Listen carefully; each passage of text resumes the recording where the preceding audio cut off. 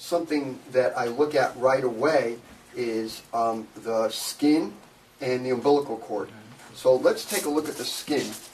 And if you take a good look at the skin, you can see that it's marbled. It looks like regular marble in your home or at work or wherever you are. You can see the marbling of the skin. Do you see it's all marbled? Yeah. And that's called medically cutis marmorata, which means marbled skin in Latin.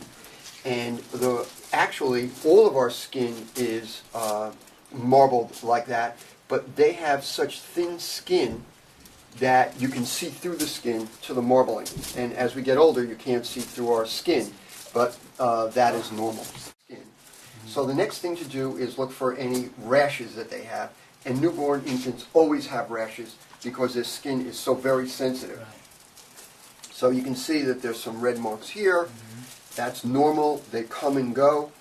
You can see over here that we have dry, flaking skin. That's normal. When they first come out, they're first born, many times the parents are concerned that they have dry skin because it's flaky.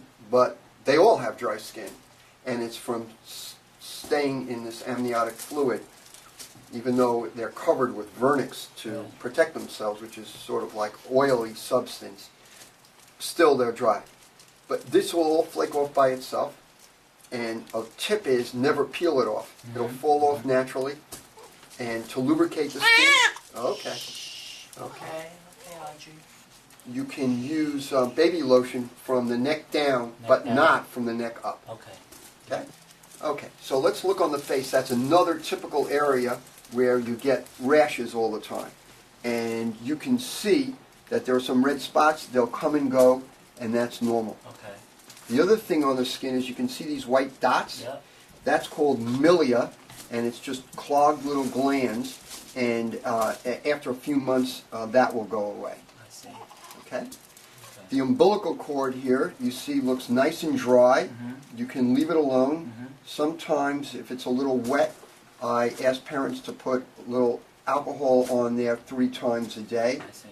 And the way you would do that is take a bottle of rubbing alcohol from the pharmacy, put it on a sterile cotton ball, and then just dab right on it. And you could do that 3 times a day. But this is dry, so it's fine. People ask me, well, what kind of alcohol do you buy? And I always say that it's the only kind of alcohol you can buy in a pharmacy. It's rubbing alcohol. Okay, and then you can see the nice hair and coloring. She's gorgeous. Infants are frequently born with a reasonable amount of hair. That hair falls out, and you'll find it all over in the comb, in the bath. But at that same time, you'll get new hair coming in, and you may not even notice that the initial newborn hair is falling out because you'll get new hair coming in. Also, you can notice that the infants have hair on their shoulders, and that's called lanugo, and that hair will fall out. They're not going to look hairy like that. In the process of growth inside the mom, okay, yes, we're talking for a long time, aren't we? They actually have hair everywhere. So now the next thing is the examination of the heart. And the heart sounds sound nice and regular, and there are no murmurs. Perfect. And the next thing that I do is look in the belly and feel the belly to make sure there are no masses inside here that there are not supposed to be. Okay, that's great. And next we're going to look in the ears. Okay. There we go. Perfect. That ear's great.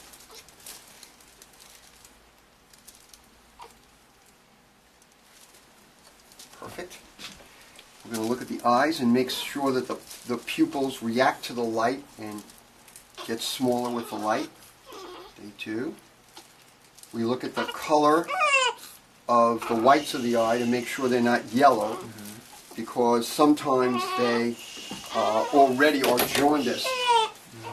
Okay. Okay, and if you hold on just 1 second.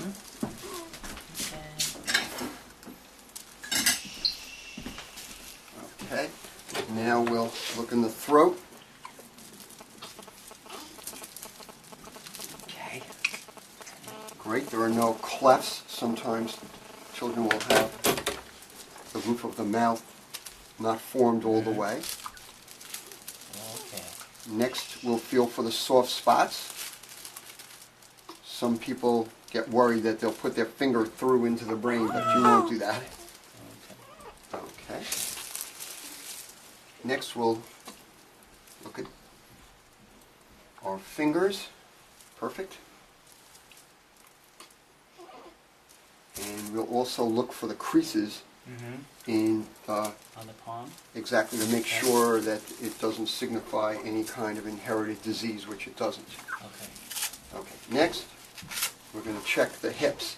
The examination of the hips is very important because we want to make sure that the top of this large femur bone sits into our hip socket.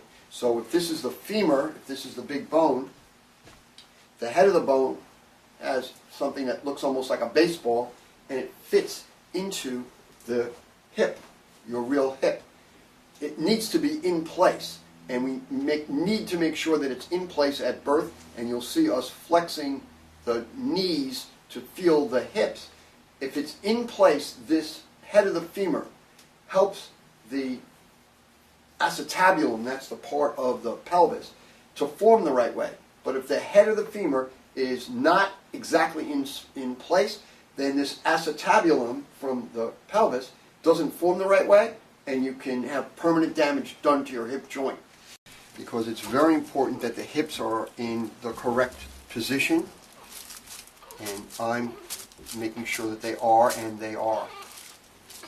Now, in the genitalia of the female, at birth they always have a little mucus and sometimes some drops of blood.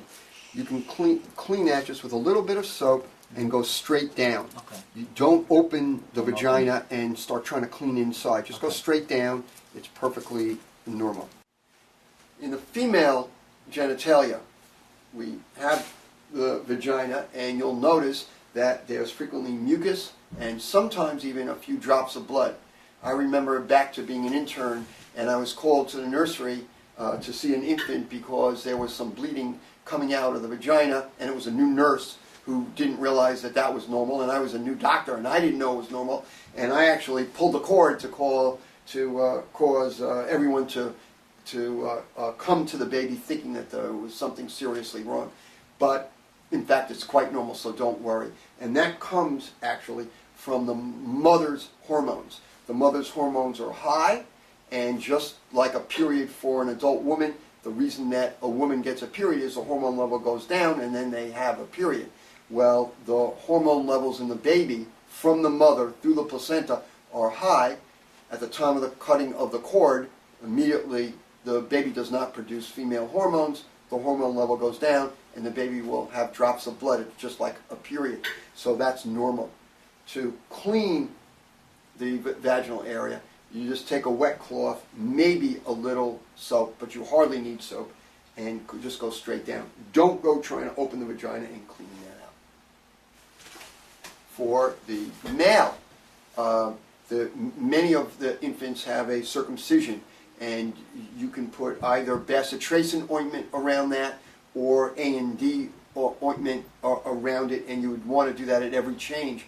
I haven't really ever seen one of those circumcisions get infected.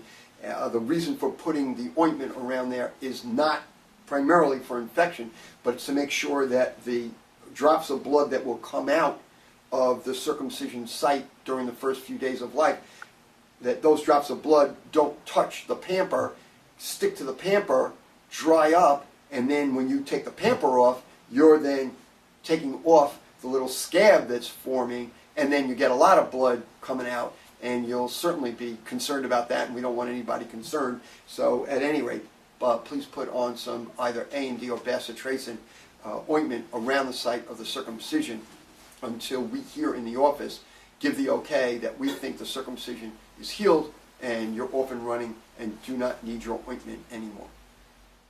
Okay. And the anus is perfectly normal. Now I like to turn them over and check the back just to make sure that the back is okay. And you can see that there's a little bit of a dark spot, brownish spot here. That's a Mongolian spot, and that's also normal, but will take months to go away. Okay. Months. Okay, maybe. Okay, and let's look at the feet. Okay, and that's it for the newborn exam. Okay. She's okay, done okay. Okay. quite well. Her exam is totally terrific. So I'm happy about that.